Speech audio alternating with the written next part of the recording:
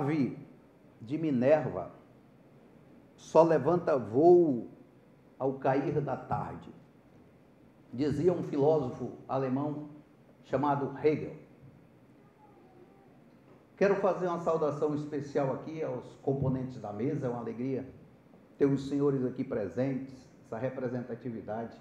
Dr. Márcio aí representando a União do Vegetal, que eu peço uma salva de palmas aqui para uma quantidade de pessoas que tem da União aqui. Uma obra que vem fazendo um trabalho bonito no Brasil, na sociedade acriana. O senhor representando aqui essa instituição, professor Guilherme, um amigo especial, um filósofo, um doutor em filosofia, um grande nome da cultura do nosso estado. Satisfação ter o senhor representando esse curso de filosofia, e que eu me formei também em filosofia na FADIS. Está aqui o professor Macedo, que foi meu professor, deu aula lá na FADIS também.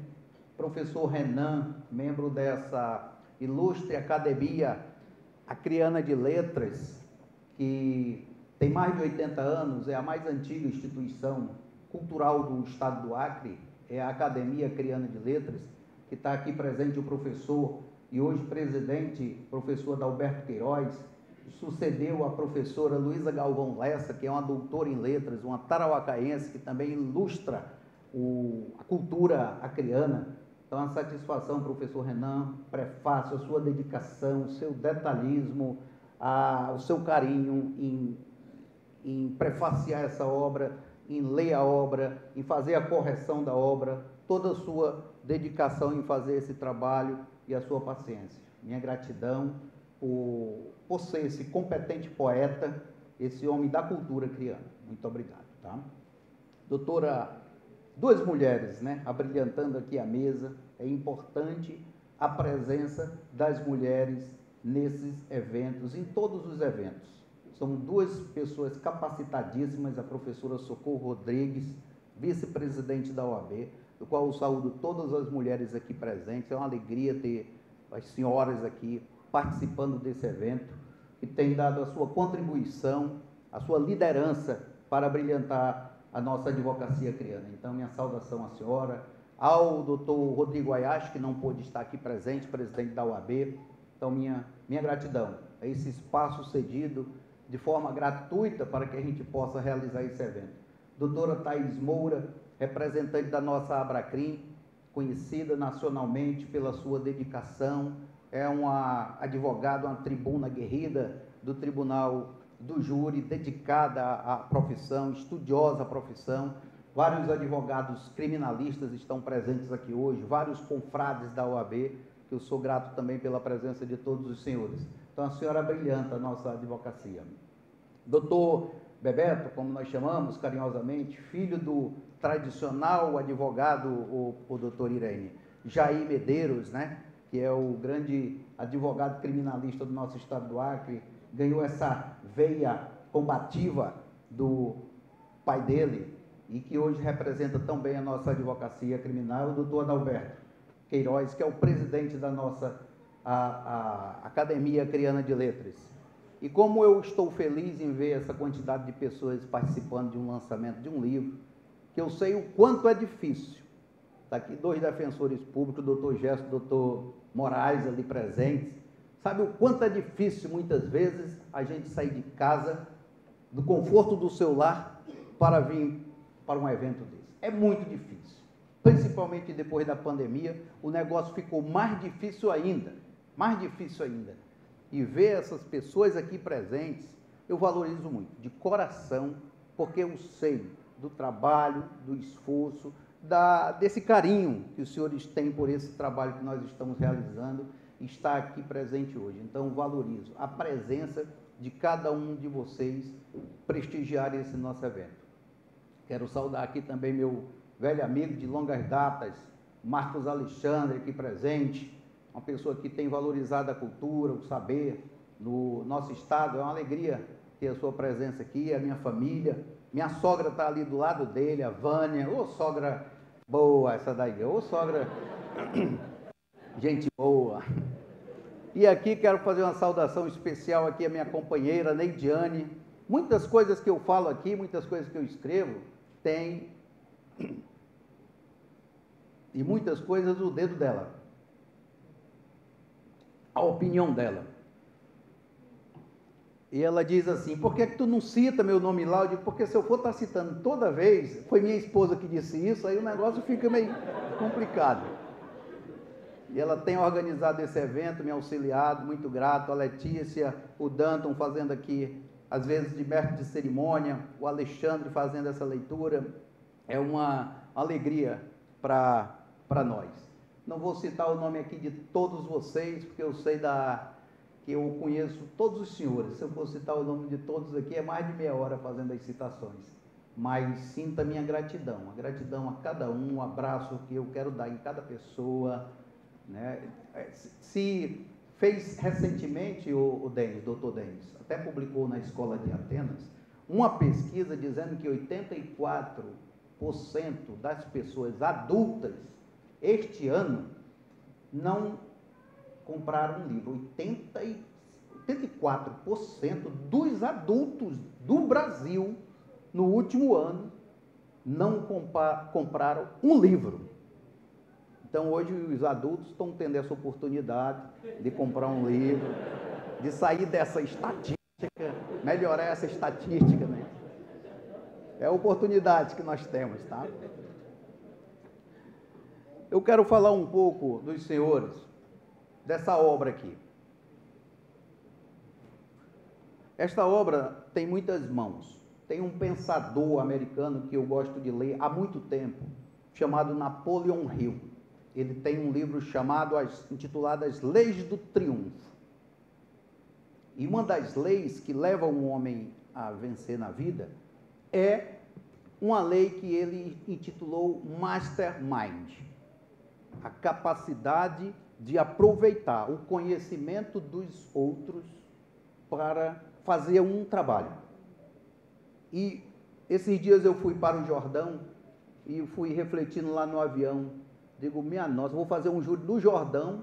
Para eu estar no Jordão, é preciso ter esse avião que está me conduzindo, a pessoa que fez esse avião, o piloto do avião. Aí eu chego lá no Jordão, tem que ter o prefeito para administrar lá, a Câmara, vai ter a juíza, vai ter o promotor. É tanta gente envolvida num simples ato que a gente vê como é que essa lei é uma lei extraordinária. A capacidade que o líder, que as pessoas precisam ter para aproveitar o conhecimento que cada um de nós aqui é portador. Organizar esse conhecimento, essa inteligência, em prol de uma causa. E aqui, este livro, Nova Retórica Alexandre, foi um trabalho de mastermind. Não foi um trabalho isolado, de uma só pessoa. Está lá o professor Carlos José. Levante aí, professor, para as pessoas poderem conhecer. Me auxiliou na construção da bibliografia. Trabalhosa bibliografia, trabalhosa. Caleb também me auxiliou. O Danton, meu filho, que estava aqui, precisou ir para o UFAC, senão ia ficar reprovado por falta na economia. Eu digo, vá. Fizeram o trabalho de catalogar a bibliografia desse trabalho aqui, que não foi fácil. Onde estão os livros? Tem que ir lá na... Eu tenho em torno de 7.000 livros. Aonde estão os livros? Nessa biblioteca, para referenciar. A pesquisa vai lá e seleciona pela ordem. Foi um trabalho muito grande, porque esse livro aqui, ele contém quase 400 livros que são citados ao longo da obra, que foram utilizados para escrever esses textos. Então, essa construção foi importante. Encontrei o professor Renan para prefaciar, encontrei o professor Eduardo Carneiro como editor da obra, que não pôde estar aqui presente. É ele que editou, já editou muitos livros no estado do Acre, muito dedicado a esse trabalho. Então, esse trabalho ele vem sendo escrito há 7 anos. Eu escrevi meu primeiro livro em 2010. Logo em seguida, eu publiquei o outro em 2011. 2010, Advocacia e Oratória. Em 2011, eu lancei um livro aqui também na OAB, Habeas Spiritus. Em 2016, lancei Oratória com Filosofia, Dr. Raiz. 2016. E hoje nós estamos lançando Nova Retórica a Alexandre. Foram 7 anos de trabalho acumulados, professor Eliseu. Eu poderia ter publicado esse livro muito antes. Livros suficientes, textos suficientes para fazer a publicação. Mas eu disse a Milton, eu disse, doutor Carlinhos, que veio de Feijó participar desse evento, eu só posso publicar um livro depois de eu ir à Grécia e a Roma. Não tem mais condições de eu falar na Grécia, de eu falar em Roma, de eu falar da cultura greco-romana, doutor Pablo, e não ter ido à Grécia. Então eu disse, só vou publicar um novo livro após minha ida à Grécia. Não sei quando isso vai acontecer. Tentei ir no ano, não deu, no outro ano não deu, e assim, até que eu consegui esse ano, em 2023, ir à Grécia com meu amigo Jesus. Levante aí, já fui acompanhado de Jesus. Levante aí, Jesus. Aí eu que deu um auxílio extraordinário nesse lançamento desse livro aqui, do qual eu sou grato. E fomos na Grécia, e vimos o Parthenon, e fomos em Creta, e fomos em Delfos, em Maratona, nos lugares que nós estudamos nos livros de história, nas imagens que estão gravadas nos livros de história, nos documentários da civilização ocidental, nas raízes de todas aquelas imagens. Nós fomos em tantos museus que eu não sei nem a contagem dos museus que nós fomos, vendo ali presencialmente o casal Aragão aqui presente, a doutora Leandra e o João Paulo, ali presente, vendo a história na nossa frente. Eu não fui à Grécia, eu às vezes brinco com minha esposa, para andar em shopping, eu fui à Grécia para ver ruína mesmo. Eu fui à Grécia para ver ruína. Não queria saber de praia, de essas coisas. Foi para ver ruína. História, presença daquilo. Aonde acontecia a democracia grega, na colina do Pinix, onde os grandes oradores falavam a 6.000 pessoas e a democracia se realizava ali pela primeira vez na Grécia do século V a.C., onde nasceu a democracia, onde nasceu o tribunal do júri, onde nasceu a advocacia, onde nasceu a retórica, onde nasceu a filosofia, onde nasceu a escola, onde nasceu o teatro, onde nasceu a medicina enquanto ciência, civilização que é a fonte raiz da nossa cultura ocidental. Como o professor Guilherme falou, nós somos mais greco-romanos, o doutor Isaac, do que nós imaginamos, Lívio. Então, depois de ir à Grécia, realizar esse sonho, eu disse, agora sim, agora eu posso publicar o meu livro. Então, este livro aqui, ele é fruto deste trabalho, deste sonho, desta espera, às vezes angustiosa. Queria levar toda a minha família, mas não foi possível. Em determinado momento, minha esposa disse, vá, realize seu sonho. E eu fui para realizar esse anseio de pisar ali.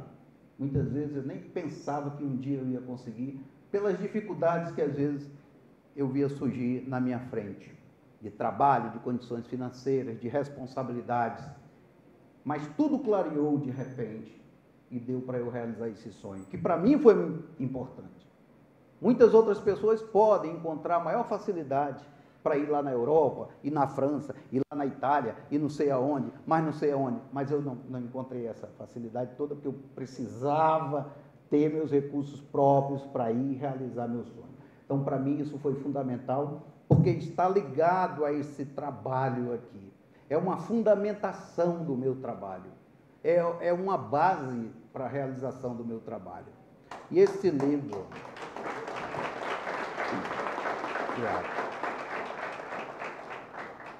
E este livro, ele tem 968 textos. Mais de 350 livros foram lidos e colocados nesse volume que eu titulei.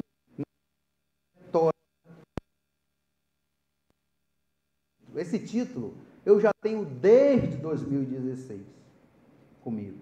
O próximo livro que eu for lançar será intitulado Nova Retórica a Alexandre. Por quê? Porque 2016 nasceu Alexandre. Eu disse, uma homenagem à cultura grega. Coloquei de forma consciente em homenagem à cultura grega, Humanoteu. Coloquei. E na Grécia tem um livro dos mais antigos, talvez o mais antigo livro de retórica, chamado Retórica a Alexandre. Esta capa aqui do livro aparece Alexandre recebendo as lições de Aristóteles. E Alexandre disse a Aristóteles: mestre, eu quero que tu me ensines a falar, porque eu não quero ser apenas o melhor nas minhas vestimentas e no meu poderio. Eu quero ser o melhor dos homens na arte de falar, na arte de argumentar. Eu quero que escreva-me um livro me ensinando a falar. E Aristóteles, então, escreve Retórica a Alexandre.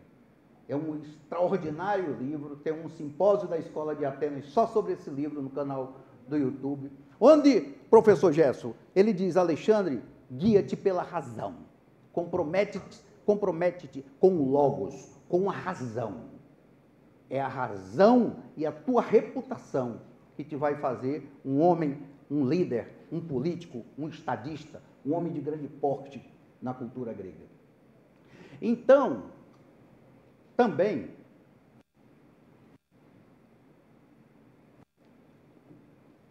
eu já tinha lido esse livro na época, e a cultura retórica antiga renasce no século XX com um autor chamado Chaim Perelman. Perelman, ele escreve, o Dr. Gênesis, um livro chamado Nova Retórica, Tratado da Argumentação. É um livro de filosofia do direito. É um livro que nos ensina a argumentar. Ele resgata a retórica, doutora Lúcia, lá dos gregos de Aristóteles. E ele dá o nome Nova Retórica, Tratado da Argumentação. Então, esse título me veio à mente. Eu sou um leitor de Chaim Perelman, que deu o nome do resgate da retórica antiga de Nova Retórica. Nova Retórica. E existe um livro na Grécia Antiga chamado Retórica a Alexandre. E eu tenho um filho chamado Alexandre, cujo nome foi em homenagem à cultura grega.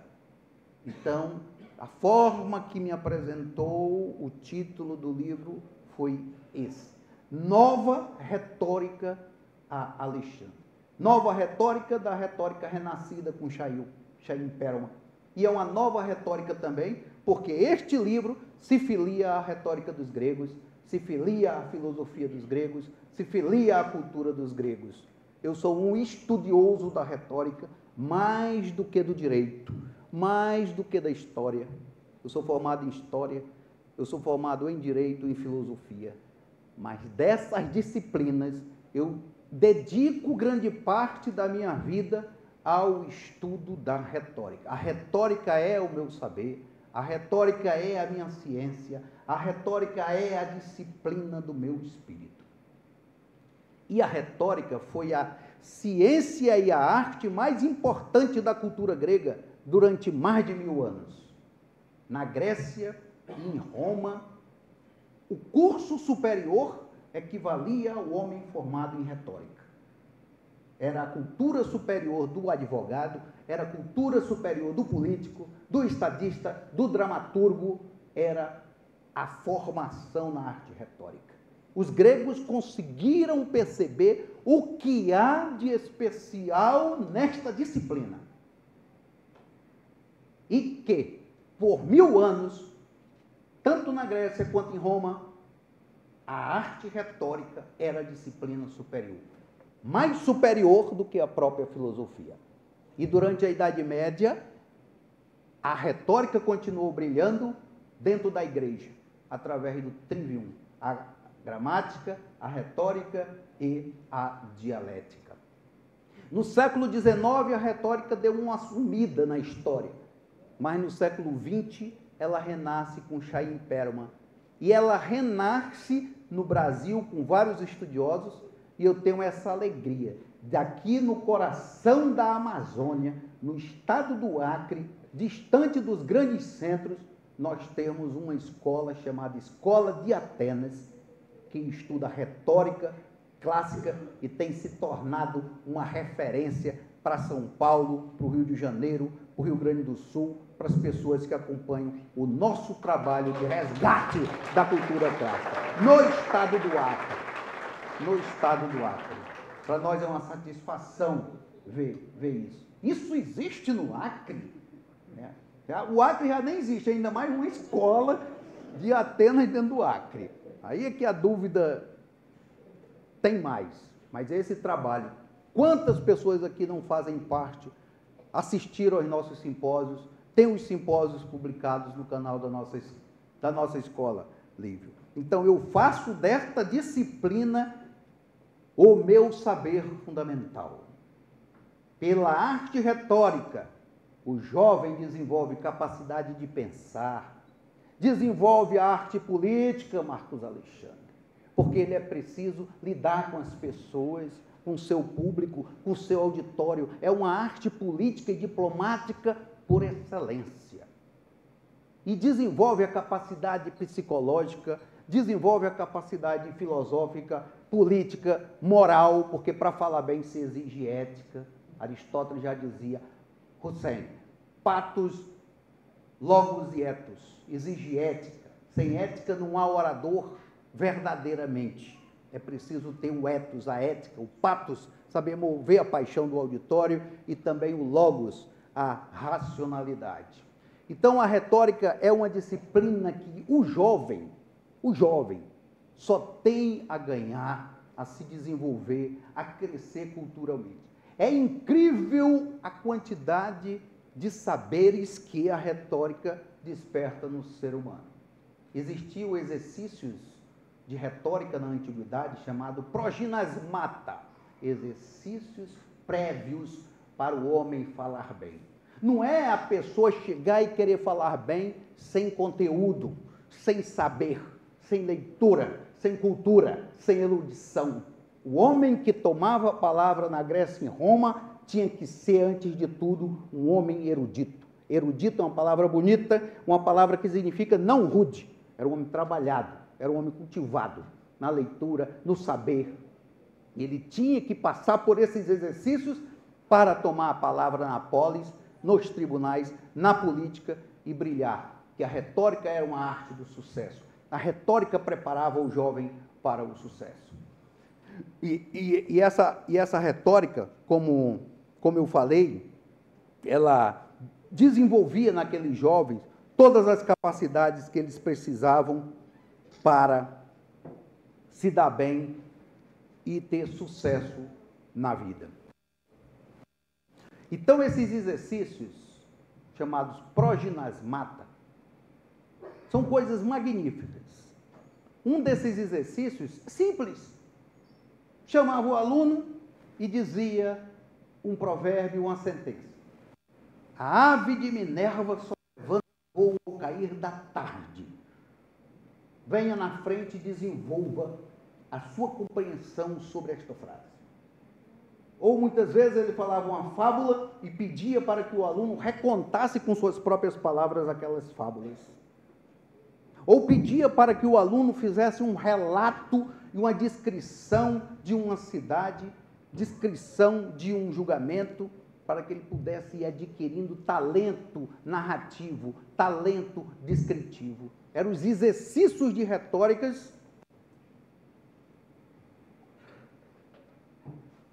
que eram necessários para se formar um orador.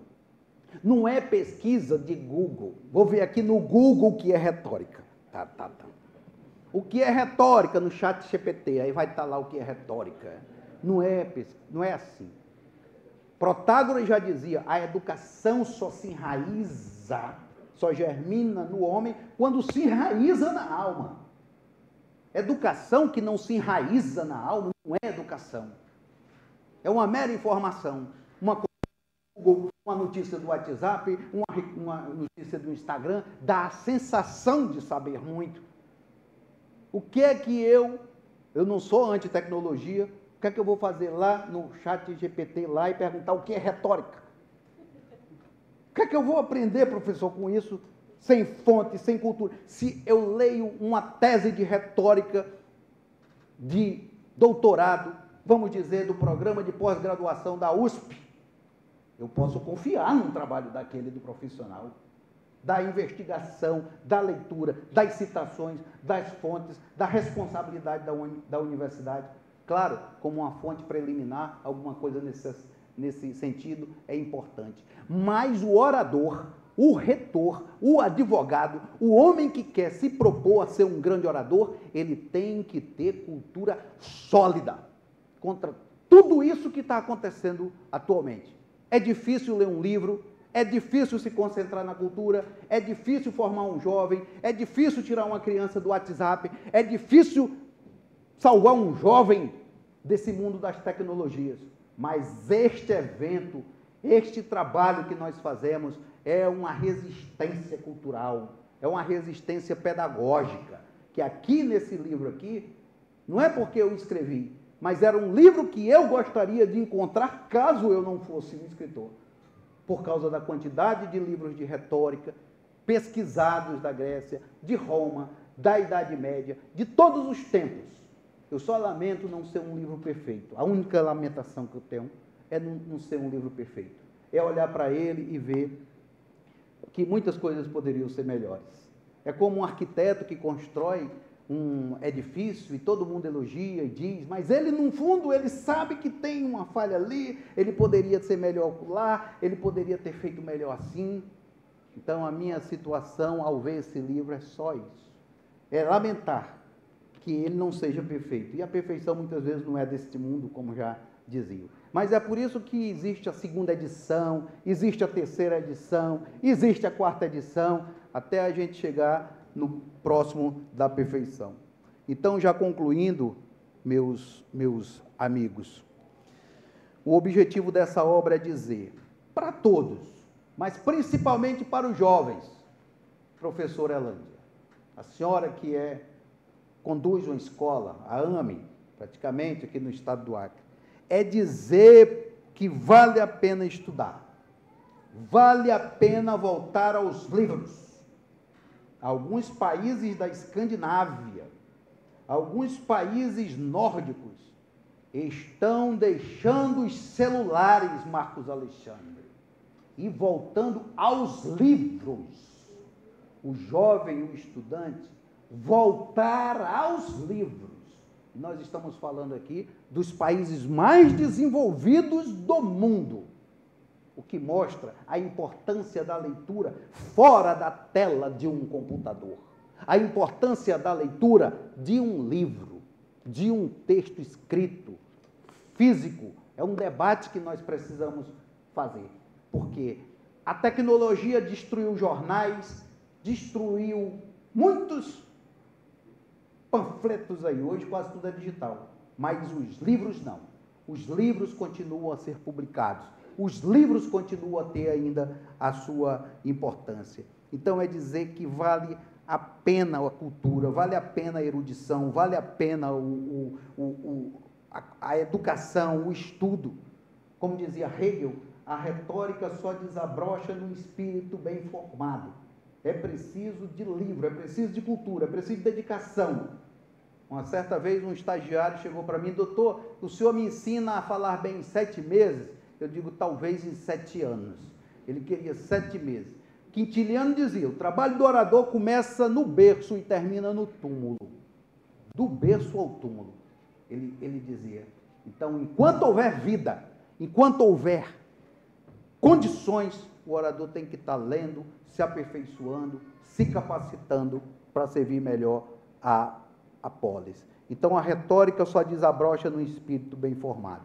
Há uma frase dos romanos que diziam, rem verba sequentum, domina o assunto e as palavras fluirão. Como é que eu faço para não ter nervosismo? 50% retene verba sequentum. Domina o assunto, estuda, e as palavras vão fluir na tua vida, nas tuas teses, na tua sustentação oral no tribunal, na apresentação dos teus trabalhos. Então é importante ter esse conteúdo como base da retórica. E como eu dizia, já concluindo, tem um texto 365 que diz assim: o nascimento da consciência retórica. A gente fala consciência política, a gente fala consciência espiritual, a gente fala de vários tipos de consciência. Mas como é que nasce a consciência retórica dentro de nós?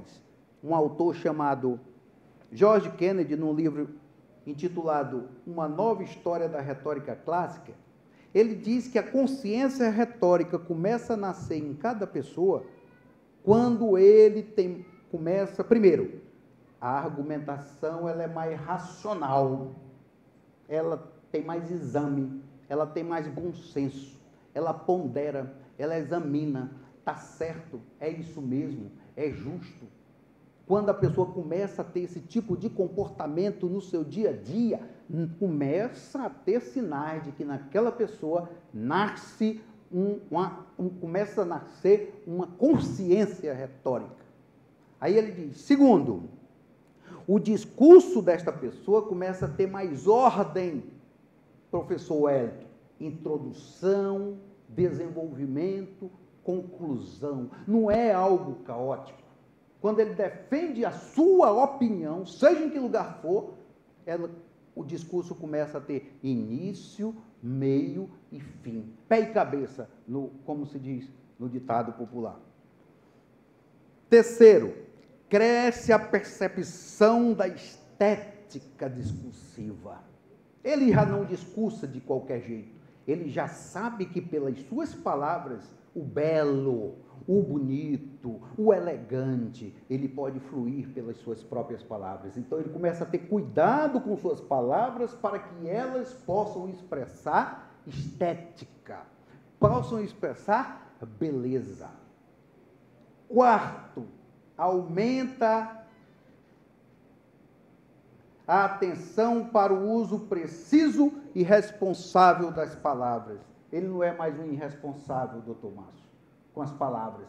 Eles sabem que as palavras pesam, eles sabem que as palavras têm poder, eles sabem que o Logos mata, que o Logos renasce, que o Logos vivifica, que o Logos deprime, que o discurso pode levar uma nação à felicidade, pode levar uma nação ao ânimo, pode levar uma nação, a pessoas a se entusiasmar. Então ele começa a ter consciência que a sua palavra tem poder e que ele tem que ter responsabilidade por elas. E, por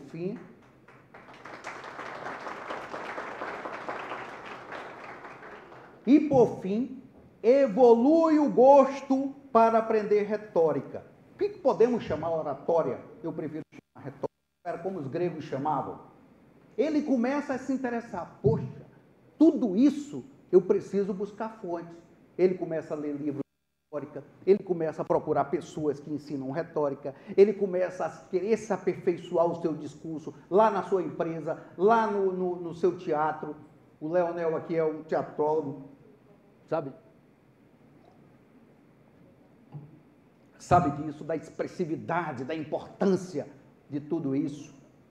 Ele começa a se aperfeiçoar lá no seu trabalho, na advocacia, em todos os lugares, dentro de uma sala de aula, como um pastor, como um mestre, como um influencer na área digital. Ele começa a estudar como é que ele se empodera por meio da retórica.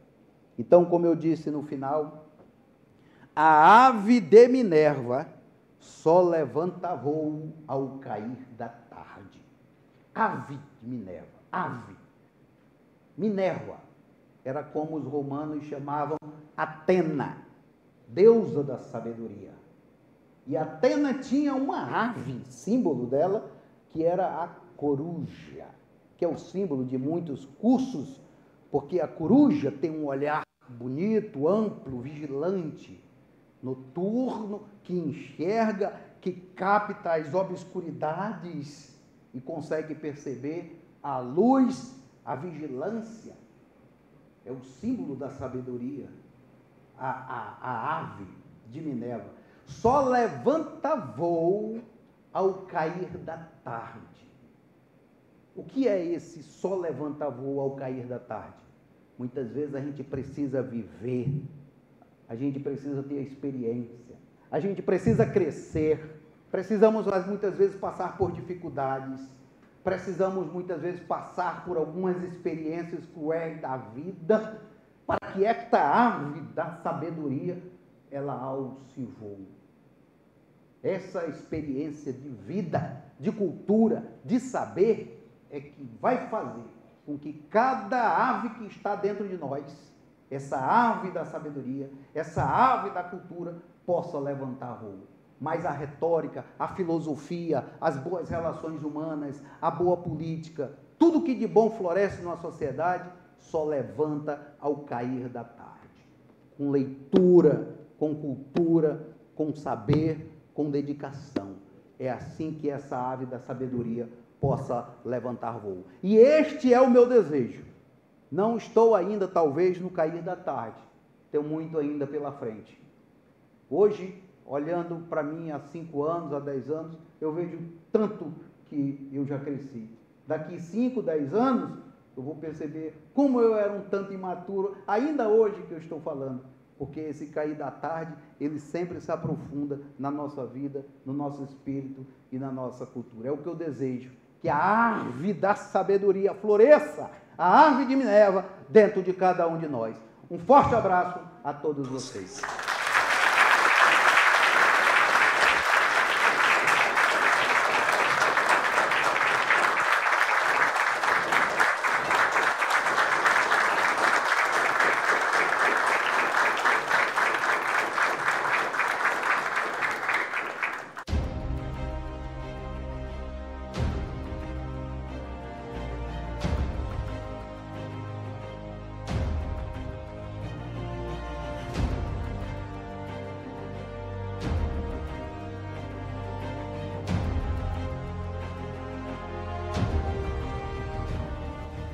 Qual é a importância de estudar retórica nos dias de hoje e qual é a principal contribuição do livro Nova Retórica, a Alexandre, para a compreensão desse tema?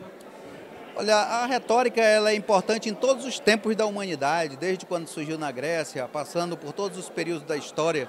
A retórica capacita o jovem a se expressar bem, a falar, desenvolve a liderança, o raciocínio, as habilidades sociais, a capacidade diplomática de lidar com as pessoas. E hoje, mais do que nunca, nós precisamos resgatar esta arte, essa ciência, que sempre foi a cultura superior do homem grego, a cultura superior do homem romano, e que hoje essa ciência ela é resgatada em todos os campos do saber, jornalismo, política, advocacia, no meio empresarial, e isso faz com que, pela retórica, pela argumentação, pela persuasão, os homens se civilizem. Eles substituam a guerra pelo diálogo, pelo entendimento, pela persuasão, e isso é a retórica que aproxima os seres humanos, é uma ciência da aproximação e da argumentação. Então, a retórica é muito importante hoje para desenvolver as potencialidades do jovem. Essa ciência é de extremo valor e de extrema importância para todos nós. E ele está numa linguagem onde o iniciante, a leitura, pode ter acesso e vai ter uma boa compreensão? Todas as pessoas podem ler esse livro, são 900 e poucos textos, com a linguagem simples, aonde você abrir você pode ler um texto, se inspirar, tem as indicações bibliográficas ao final, foi um livro que levou 7 anos para ser escrito, então tem todo um amor, toda uma dedicação à cultura devotado nesta obra. Então acredito que com certeza aquela pessoa que lê vai sentir essa força, essa inspiração cultural, essa inspiração educacional que decorre desta obra. E onde as pessoas podem encontrar? Olha, as pessoas podem encontrar diretamente nas nossas redes sociais, onde a gente pode enviar um link para que elas possam adquirir. Sanderson Moura no Instagram, e aí nós vamos distribuir aos poucos nas livrarias, vai estar à disposição para que o público possa adquirir. O que você leva de hoje, desse lançamento do livro do Dr. Sanderson? O sonho dele sendo realizado, a paixão que o Sanderson tem pela educação, pela filosofia, Eu acho que a contribuição que ele oferece para a sociedade, sendo esse símbolo de cultura, de educação, de leitura, ele enobrece e engrandece a nossa sociedade que tanto precisa de bons exemplos, de bons símbolos. Ele é um desses. E qual foi o momento da fala dele, de todo o evento que mais lhe emocionou, que você não vai esquecer nunca? Quando ele falou sobre a ida dele à Grécia, a viagem que ele fez à Grécia era algo que ele precisava, dentro da consciência do coração dele, fazer para poder lançar esse livro. E eu lembro de uma cena onde ele visitou o túmulo onde Sócrates morreu. Eu sou aluno da Escola de Atenas também. E foi uma cena que muito me emocionou. Então, quando ele falou da Grécia, foi algo muito importante para mim. E o lançamento, né, do nosso escritor, amigo advogado Sanderson Moura, está fazendo o maior sucesso. Recorde de público, uma fila quilométrica para o autógrafo, né? Então, fale para a gente o que você leva de hoje, né?